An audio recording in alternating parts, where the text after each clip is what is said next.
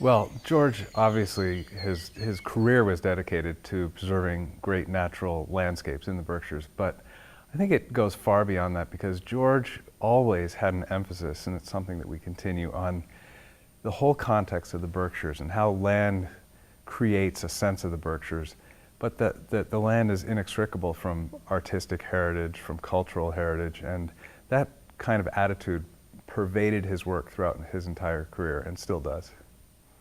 I think George provided the shoulders that the entire conservation movement in the Berkshires now stands upon.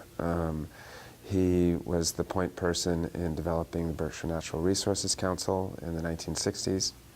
In the 1960s, conservation was a fairly abstract concept. But I came to the Berkshires at the request of the Miller family, Donald B. Miller, who was passionate about land preservation. And I had spent 2 years before I came here in the Hudson Valley when I was failing but trying very hard to get a land trust in the Hudson Valley. It was very meaningful to me at that time in life. It was a very original idea. And then somebody told me about Don Miller, and so he called me, invited me to the Berkshires, and we worked on the formation of the council. The Berkshire Natural Resources Council, that sort of organization, was a brand new concept. People really weren't familiar with the idea of preserving open space by buying development rights or transferring development rights. He came at a time when the environment was not a huge concern for a lot of people. It was just becoming an issue in the United States. And very much, in a lot of ways, he was ahead of his time in the county.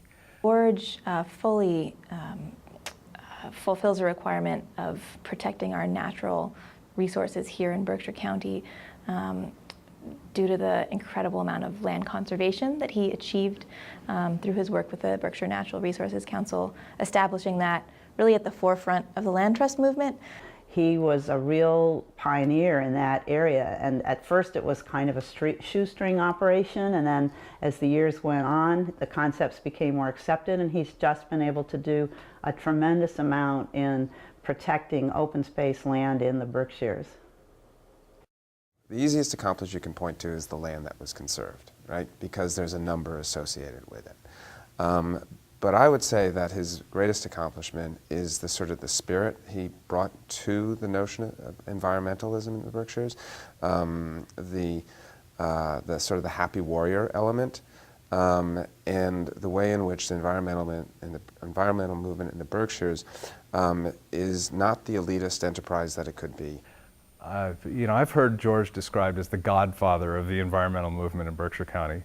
That seems a little heavy-handed, or the implications aren't so great. I prefer to think of George as the headwaters of the environmental movement. He has encouraged so many younger people to get involved in this work. He's helped foster and nurture ideas that have turned into full-blown organizations, and his spirit continues to inform so many of us who care about the Berkshires. There are things that aren't here because of George, and unless you were here at the time, you wouldn't know that they were stopped. And he was fabulous at having an enemy and galvanizing the forces to stop something that he perceived as being a threat to the core of the habitat and the natural resources of the Berkshires. The most important battles we fought was in 1972, in which we helped a citizen group in Monterey in an effort to put aside a proposal which would have done horrendous damage to the farmlands and woodlands of Monterey. We prepared an environmental impact statement, and then we also posed the questions for the town of Monterey. What kind of future do you want for your community? I feel very positive about the fact that we were able to stop that road and continue to let Monterey be a vital part of the Berkshires. If George had a passion besides the environment throughout his career, it was helping people who were trying to get into the business or advance ideas. The council always had flocks of interns from Williams College or who would come in for the summer and work for us. These young people became very important to my life. I worked with George as an intern in 1972, and that was my first exposure to land conservation, the real mechanics of it. And then a year later, we worked together to draft and then pass the Scenic Mountains Act in Massachusetts. If we founded anything, I think what we founded was the idea of making sure that young people will go forward with what we have done. I first came to know George as an intern right out of college. Working as an intern at the BNRC was my first job. And I had a fantastic opportunity there to learn what environmental conservation was all about. It was a field that I had only started to consider going into as a senior in college. I was an intern 40 years ago, and he continued to have interns over the years, and those interns have gone off and led lives where we've done things that have to do with the environment or protecting our natural resources. He's created a legacy that is both the physical legacy of the land and a sort of abstract legacy of human beings, and I think both of those are vital. I'd say that George's greatest accomplishments are really multifaceted. We could measure them in terms of the number of acres of land protected by the Berkshire Natural Resources Council. We could measure them by the number of interns that passed through the Berkshire Natural Resources Council and gained the skills that they needed to be effective environmental leaders.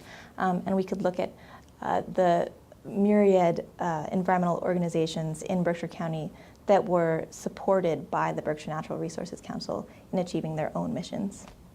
George is completely deserving of receiving this award. He's been honored by many different groups over his long career, but I think the Berkshire Award is probably the most appropriate because it is the Berkshires that he loves above all, and so I'm very happy to be part of this celebration.